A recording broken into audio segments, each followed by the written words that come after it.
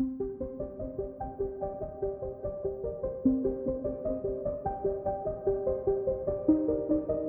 fervor que despierta en España el apóstol Santiago desde siglos atrás está fuera de toda duda. Símbolo del cristianismo europeo, Santiago fue parte importante de algunas de las leyendas que envuelven a la historia de España en una época tan convulsa como fue la de la invasión musulmana. En dicha época no solo se consideraba que peligraban los territorios dominados por la cristiandad, sino las propias bases de las creencias católicas. ¿Quién era Santiago el Mayor? Santiago fue uno de los 12 apóstoles que siguió a Jesucristo. Hijo de Zebedeo y de María Salomé, se le apodó como el Mayor, para distinguirlo de otro de los apóstoles de mismo nombre al que se conoció como Santiago, el Menor. Tras la muerte de Cristo en el año 33 de Calle, sus discípulos se dispersaron por todo el mundo para predicar la palabra de Dios. Santiago el Mayor comenzó por Samaria y Judea para después cruzar el Mediterráneo y llegar a Gallaecia. Cuenta la obra, La leyenda áurea, del hagiógrafo Jacopo della Voragine, del siglo XIII, que en sus primeros tiempos en tierras hispanas sus predicaciones apenas calaron en el pueblo, aunque finalmente consiguió 7 discípulos, los varones apostólicos, quienes llevaron sus palabras hasta el resto de la península. Ligado a la figura de este santo apóstol figura también otra leyenda que se recoge en un manuscrito de Gregorio Magno. Según este, en las afueras de Caesar Augusta, la actual Zaragoza, se le apareció sobre un pilar la Virgen María rodeada de un coro de ángeles. Sobre este lugar se construiría años después una iglesia y sobre ella una basílica, la del Pilar, en advocación a aquel hecho milagroso.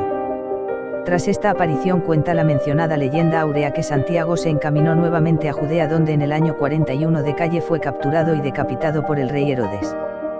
Tras su fallecimiento, el cuerpo de Santiago el Mayor fue robado por sus discípulos, depositado en un barco y, guiado por un ángel, llevado de nuevo hasta las costas gallegas entre los ríos Ulla y Sar, donde lo colocaron sobre una gran losa de piedra que, como si fuera cera derretida, quedó convertida en sepulcro, tras lo que fue enterrado en un lugar del que no se conservó constancia escrita. El culto a los huesos de Santiago.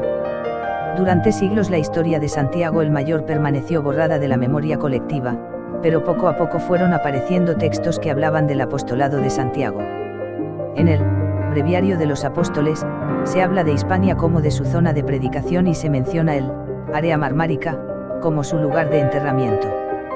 También en otra obra de San Isidoro se recoge su misión apostólica, e incluso en los Comentarios al Apocalipsis, del Beato de Liébana del año 786, pero fue finalmente en el siglo IX cuando se anunció el hallazgo de la tumba de Santiago. La Historia compostelana, escrita en el siglo XII, recoge la singular historia de cómo unas luces extrañas surgidas de la nada mostraron a un eremita llamado Pelayo el lugar donde se encontraron los huesos del apóstol. Así se lo indicó a Teodomiro, obispo de Iria Flavia, quien ya con los restos de Santiago, en el año 813, lo notificó a Alfonso II el Casto, por entonces rey de Asturias. En una época tan difícil como aquella, en plena invasión musulmana, dotar de autenticidad aquel descubrimiento se convirtió en cuestión no solo simbólica sino vital para la fe cristiana en la lucha contra la expansión del islamismo. Tanto fue así que a lo largo de los años y siglos venideros se cuenta que los huesos de Santiago estuvieron siempre presentes en importantes victorias cristianas, como las de la batalla de Clavijo, año 844, o la famosa batalla de las Navas de Tolosa, año 1212, lo que le hizo merecedor del patronazgo de España, el cual se mantiene hasta el día de hoy. La certificación de la autenticidad de los huesos de Santiago se consiguió en un acuerdo entre el rey de Asturias y el franco Carlomagno, hombre de gran influencia en las decisiones que tomaba el papado, aunque hubieron de pasar varios siglos para que un papa, León XIII, en el año 1884, publicara en una bula, Deus Omnipotens, la autenticidad de las reliquias de Santiago el Mayor. Aún con la bula, la historia de Santiago deja muchas lagunas e incongruencias que han permitido que a lo largo de la historia se pusiese en duda si verdaderamente aquellos huesos pertenecieron realmente al apóstol, máxime cuando tras ciertas investigaciones científicas apareció un nombre ligado a ellas, el del obispo Prisciliano.